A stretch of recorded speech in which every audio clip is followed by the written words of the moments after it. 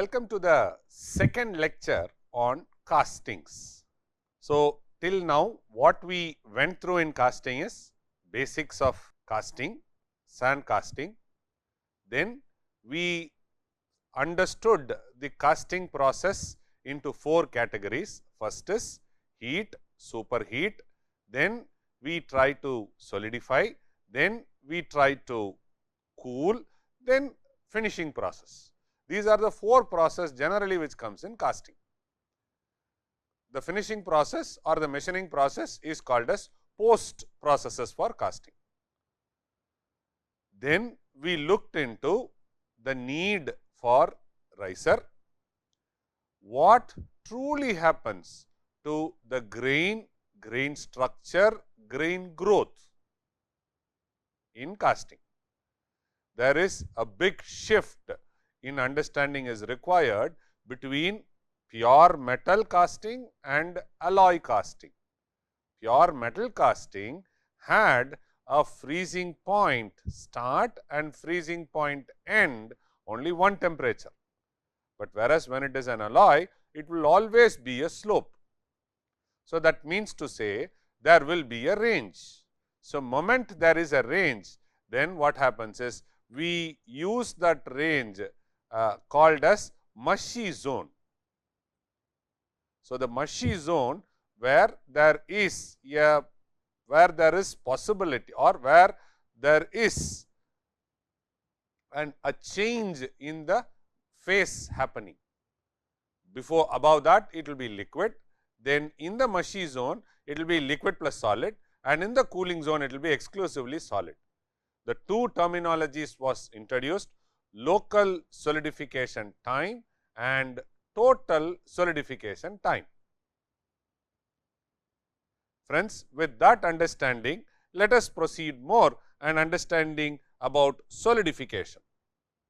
In this lecture, we will try to see pure metal, alloy, cooling and solidification, then grain growth and distribution in pure and alloy, then finally, we will try to look at rate of solidification. Solidification mechanism. This is very important. There are a few methods by which damages due to shrinkage can be minimized. So, where does this shrinkage come?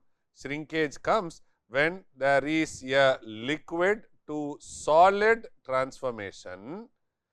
The liquid for a slab may be reduced to a smaller slab. So, there is a shrinkage which comes into existence. So, shrinkage, liquid to solid happens, and there if we want to balance this shrinkage, we have to first understand the directional solidification. The desired directional solidification is achieved by observing Chernov's rule. What is Chernov's rule? Solidification time equal to a mold constant V by A whole to the power n, and by empirical formulas n is assumed to be 2. We have seen V by A. Now, directional solidification can be done by two methods. There are several, but basically two: providing a riser, providing a chiller. Riser, I am sure friends you will be able to connect it back. We saw the importance of V by A for a riser.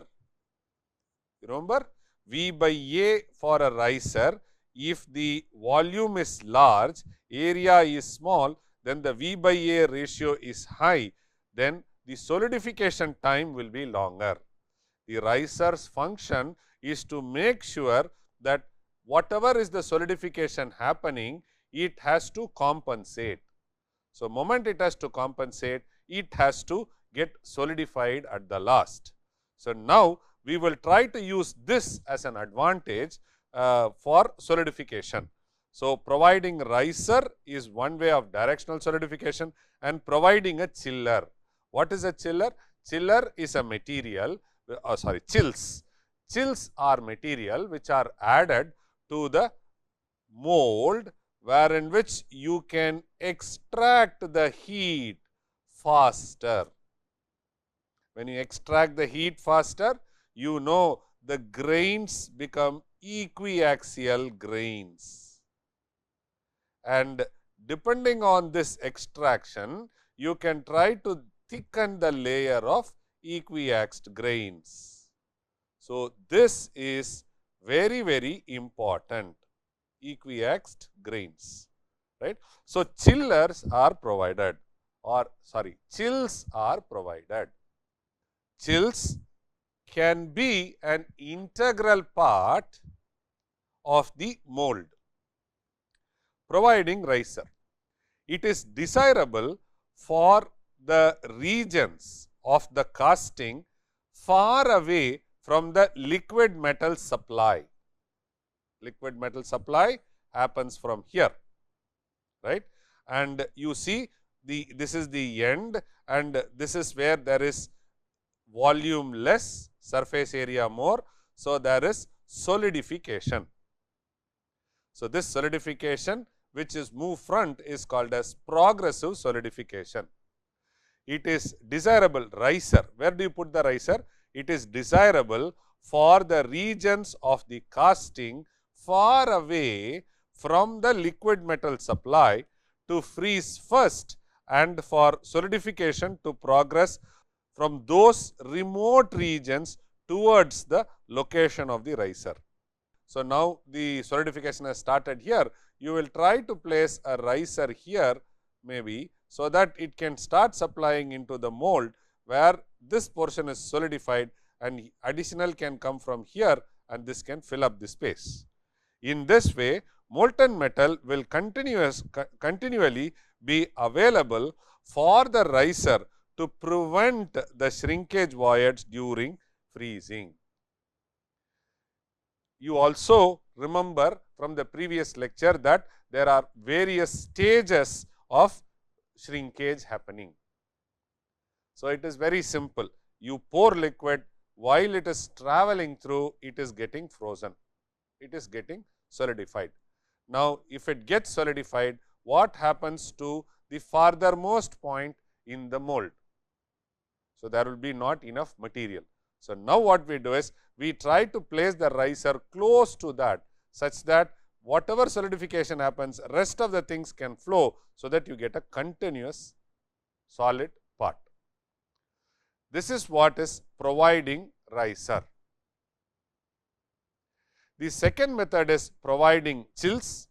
Chills can be provided at appropriate locations to have rapid solidification at the point.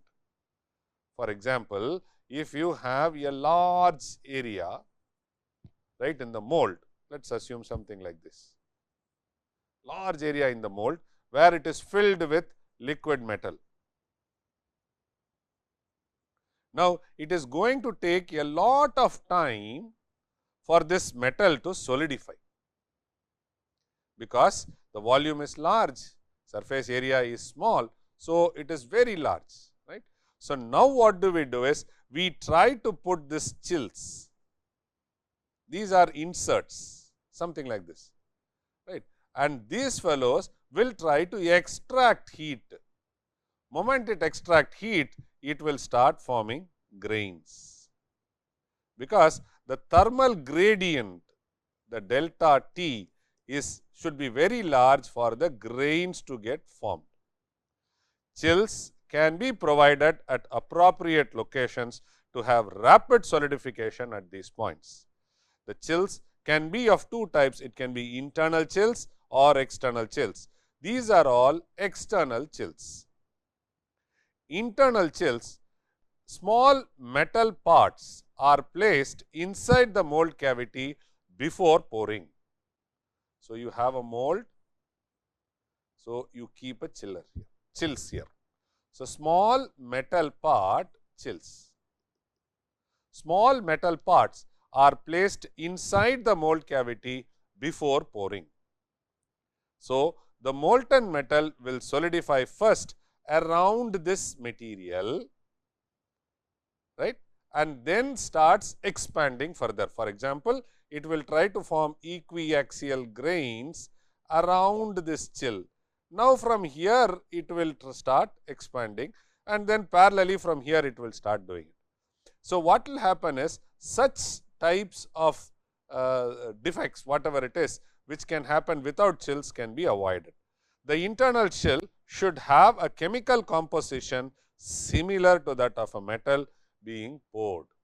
So, then it gets an integral part of the part itself, right. So, this are very important for internal chill. Basically, why are we doing it? So, we are trying to dictate the solidification, and this goes by Charnoff's rule. Solidification time is nothing but Cm V by A the whole square. External chills. So, as I told you, these are external chills, because when we see here, there at this point where there is a change in the cross section, here the liquid metal will be large, right. Once the liquid metal is large, so then there will be taking lot of time for this part to solidify. By then, this portion will have solidified, this portion would have solidified, and this portion would have solidified. Now, you see the center portion will not solidify so easily. So, if it does not solidify, it leads to defects. So, now what we have to do is parallelly, when the solidification happens at the smaller cross section areas, at large cross section area we place the chill. This will extract heat. The chill are metal inserts placed in the mold walls to rapidly extract heat, promoting localized solidification. They are primarily used in casting sections that are difficult to supply with molten metals. So, if we do not put a chill, you will see there is a void which is getting formed. This void is nothing but a defect. So, wherever it is possible, we try to place the riser. Wherever possible, we will try to place the riser. If there is a condition where it so happens that you cannot use a riser, then what do? Is we try to keep this chill. So, effect of chill. If you see here, the y axis plots the distance from the mold face, and the x axis plots the time which is it taken. So, this is the mold face, the y axis is the mold face. So, now you can see liquid is there, and then this portion is solid. So, in between these two you have liquid plus solid, and moment you have a liquid which is getting converted, that portion is called as the starting of freezing, and this becomes the ending of freezing. So, if you try to make this O, A, B and C, so this is O A, start of a freezing line, and B, B C will be the end of the freezing line, whatever you have seen here, B and C, O and A. I have just changed it here. So, you can see here, this is distance from the mold face, again this is also distance from the mold face, here is the time which you have taken, and then you see here. So, this is the solid liquid transition zone, right, mushy zone. So, solidification diagram for ordinary sand mold, you can see the distance where it is very far away. This is the time O and O, A, B, you see that time, right. When you see here, when you put the chill, you see it almost gets start from the same point as O, the B also gets shifted. So, what does this specify? The time which you give for solidification can be shrunk down drastically to get the required output. Friends, it is very clear from this diagram, you can dictate the process. You can dictate the process by putting chill or putting risers to get the best out of the mold. So, now the other important discussion is going to be solidification shrinkage, the center line feeding resistance CFR. Center line feeding resistance. What is a CFR? CFR is nothing but time interval between start and end of the freezing at center line divided by total solidification time of casting. A and C divided by A divided by OC, right? It is AC divided by OC, AC divided by OC. CFR should always be greater than 70%. Feeding is considered to be very difficult. This is one another factor very important while designing a mold. Rate of solidification, this is also very important, because solidification, you know, we have been talking about solidification with respect to time.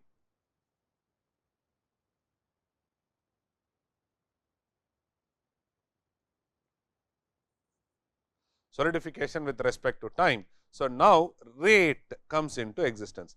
Rate of solidification, the heat rejected by the molten metal dissipates through the mold wall, passing through the 5 distinct layer.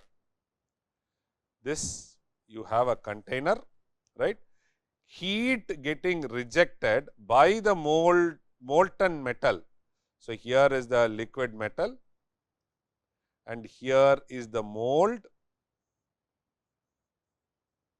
Mold is made out of a mold. So, this mold is made out of metal, right. So, the heat rejected by the molten metal dissipates through the mold wall. This is the mold wall, right. Passing through 5, when you do this, there are 5 stages which come into existence. So, the first one is air around the mold, right, the air, whatever is there. Next one is mold material. The third one is mold metal interface. This is the interface. Then solidified metal, and the last one is going to be liquid metal. So, there are 5 distinct layers, you should understand, right. Now, once you understand this, now you know how to play with these things. So, now whatever we have 5 distinct layers, let us plot it with respect to temperature and mold line or mold area, right. So, first is ambient. Look at the temperature, from here to here, this is ambient heat rejection. Next one is the heat which is getting rejected in the mold 2. So, it takes to a temperature called theta S.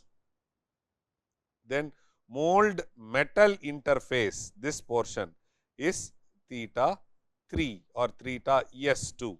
So, here at the interface, the temperature increases constantly. If you look at 1 and 2, it increases over a area or over time, right. So, this is air which is almost close to exponential, or if you can generalize it, 1 and 2 can be thought of as though it is a linear one, right, mold. So, then it is 3, which is a straight increase in temperature. Then you try to reach at a point solidified metal. So, this is solidified metal which is there, center portion is liquid. So, there the temperature will be, the 5 will be very high, freezing. Start theta S, theta S2 and then theta F, right. So, now this portion 3 is called as mold metal interface. So, if you look at it, the first portion is air, then it is going to be mold, then it is going to be solidified metal, and the last one is going to be liquid metal. if I put a temperature from here, a thermometer or a thermocouple from here, I can see how the temperature will decrease from the top to the bottom, and I go take the temperature along this line, right. So, this is a temperature measuring device, thermocouple.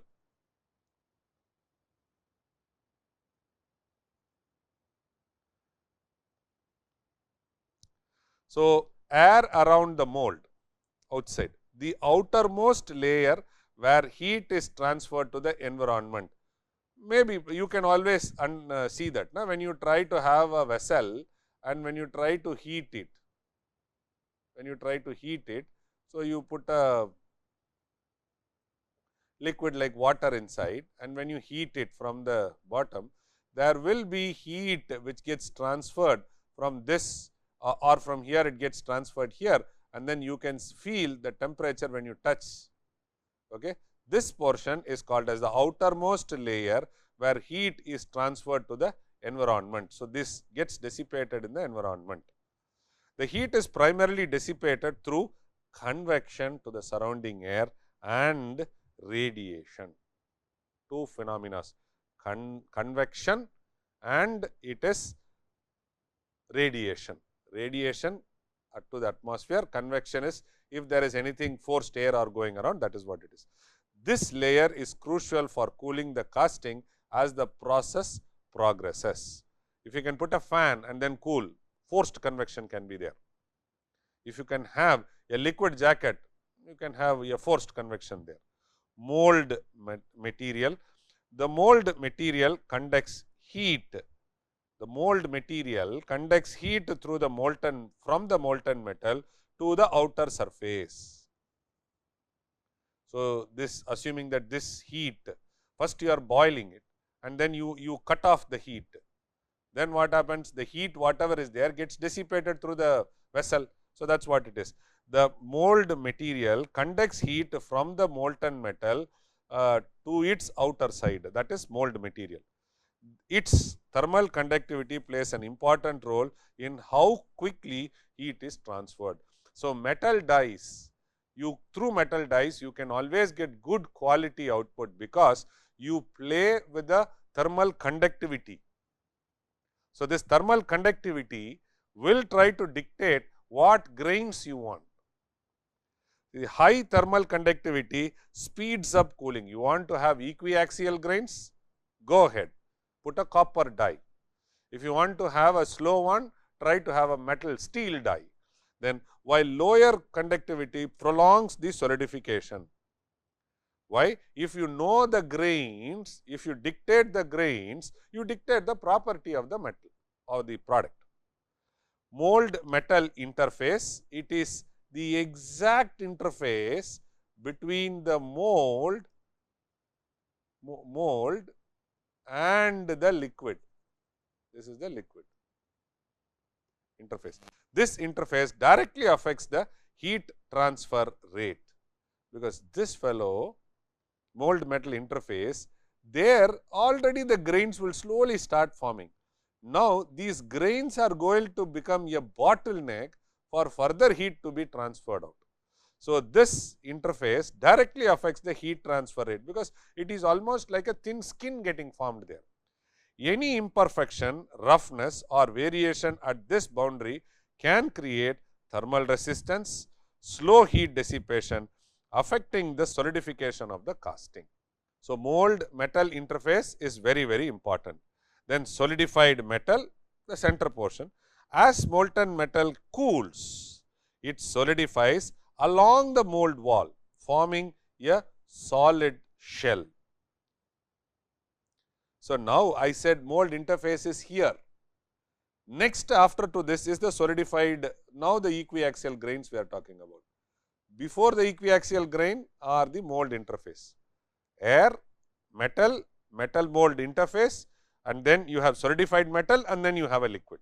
So, this layer conducts heat inward from the mold to the remaining liquid metal, influencing overall cooling rate and shaping of the casting.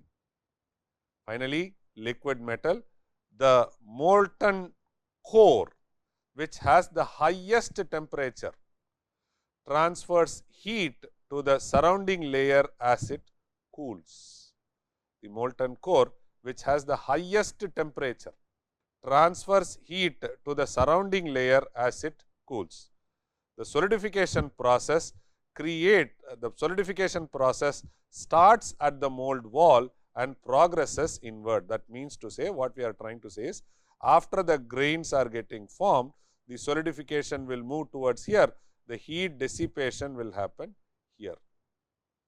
This is the solidification front.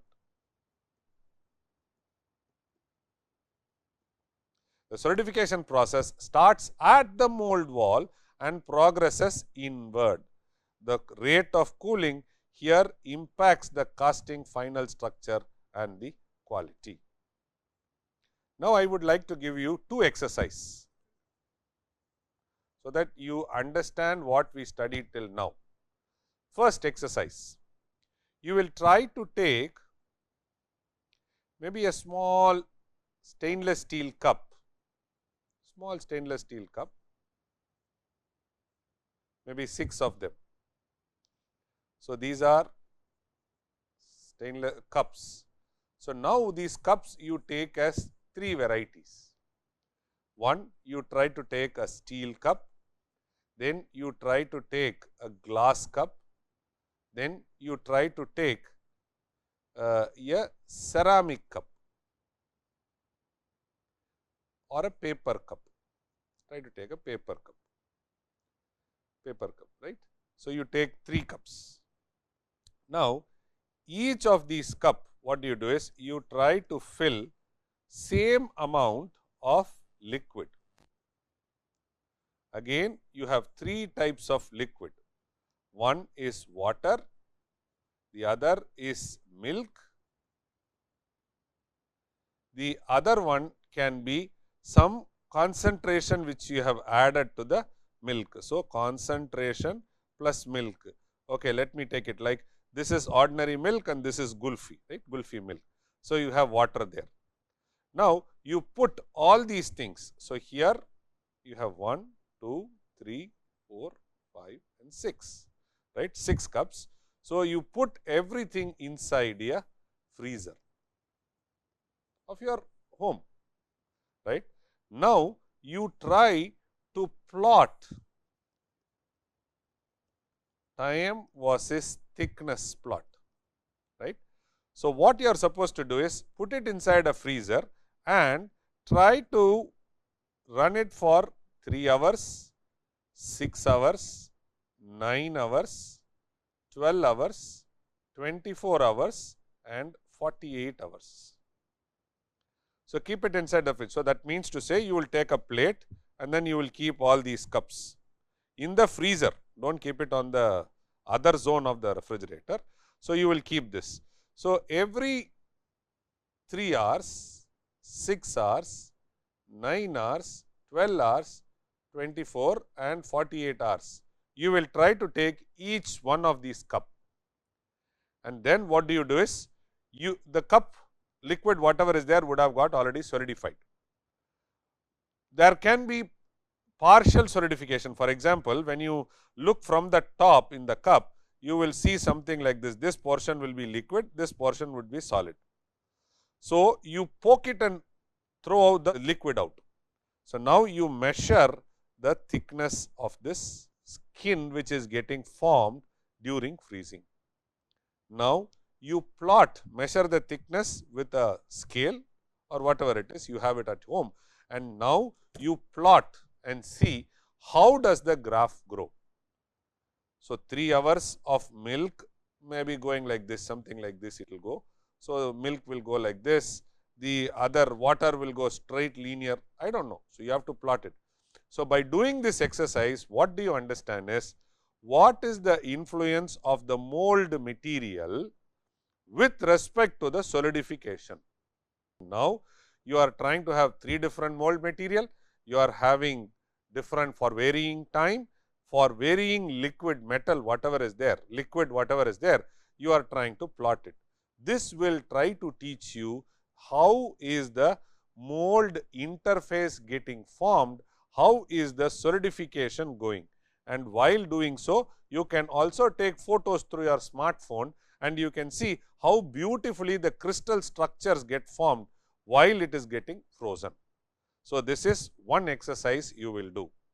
The other exercise I will try to give you. Exercise 2. Exercise 2 is you will try to take a small vessel, maybe of 10 ml, 15 ml. So, that is all, very small, 10, 15, 20 ml. And then you will try to pour, liquid. You will try to pour liquid. Again, there are 3 liquids. You can take water, you can take oil, right, and you can take something like ketchup, slightly different viscosity, water, oil and slightly different viscosity, right, high viscous, maybe a paint or something like high viscous. And then what you do is, you will try to pour each of these things into the vessel, right, at varying heights. Maybe this is the vessel. So, you will first try to fill it from 5 centimeters away, then 10 centimeters away, then 15 centimeters away. So, every time when you fill each of this, you will see the liquid will try to pour out. Sometimes the liquid will not pour out, it will start filling it up, right. So, if you do this exercise will try to tell you what is the influence of a pouring basin in a casting process, right. So, this will try to say the influence of pouring basin. So, this will be one exercise with respect to varying heights. So, from what height I pour, what will, so if I pour it from a certain height, the splashing should not happen, that is the idea. So, this will be the second exercise which you will do to understand and appreciate this. The third exercise is going to be, this is the second exercise. The third exercise is going to be, you will try to have a funnel and then you will try to have varying length. You have a funnel and the length whatever you keep here, you should try to vary the length of the funnel. Now, you take only oil as a filling agent, like viscous material or oil you take, try to pour it in a funnel, where in which you will try to change the diameter of the funnel tube. Second thing what you will do is, you will try, diameter is changed and then you will also try to change for the diameter varying length. So, what we are trying to do is, we are trying to establish, you can try to convert it into aspect ratio. Aspect ratio is, what you do is, you try to take diameter to length. Diameter to length you can try to have equal to 0.5, then you can have 1, diameter to length you can have 2, then you can have diameter to length equal to 5. So, that means to say, if the diameter is 1 millimeter, I will try to take a length of 2. If the diameter is 1 millimeter, I will try to take a length of 1. Diameter is 2, length will be half. So, that is why you get this. So, you try to do this varying ratio, you will try to understand what is the influence of the sprue, pouring basin sprue, right. When we do this, you also try to do one more exercise with respect to the taper what is given to the tube, funnel taper to the tube. Okay. So, here you can have only 2 tapers, like for example, it can be straight, it can be slightly tapered. This will try to tell you the influence of why do we need a taper tube, and here you should try to close it, right, with the container, then only you can start doing this exercise and there will be a meaning. So, the air which is getting locked will try to object the liquid to flow, you can see that. When you do all the 3 exercises, trust me friends, you have understood casting in a very big way. There will be varying casting processes, that is a different story, but these 3 exercises which you do it at your home will give you a thorough understanding about what is what. Without any mathematical equation, you are trying to understand the concept. So, friends, till now in the entire casting, what we have gone through is history, advantage, disadvantage with some introduction, solidification of casting we went through. We understood the mechanism of heating, wherein which we talked about melting point, pouring point, specific heat. Then we went into pouring time estimate, then cooling and solidification, grain growth and distribution, then solidification time, then rate of solidification, direction solidification, and finally, we had some 3-4 exercises which we are supposed to do while studying this chapter. The content of this lecture was taken from these reference book. You can go through it and read it in length, and thank you very much.